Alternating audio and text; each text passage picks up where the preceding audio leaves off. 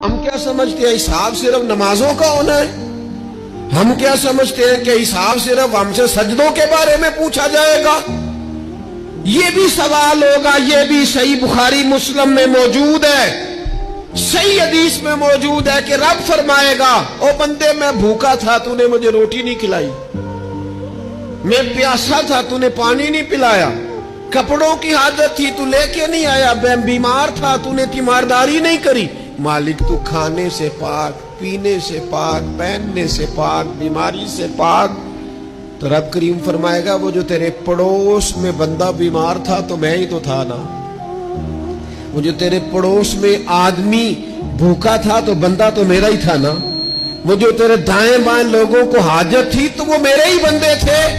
خدا کے بندے تو ہیں ہزاروں، بنوں میں پھرتے ہیں مارے مارے، میں اس کا بندہ بنوں گا جس کو خدا کے بندوں سے پیار ہوگا۔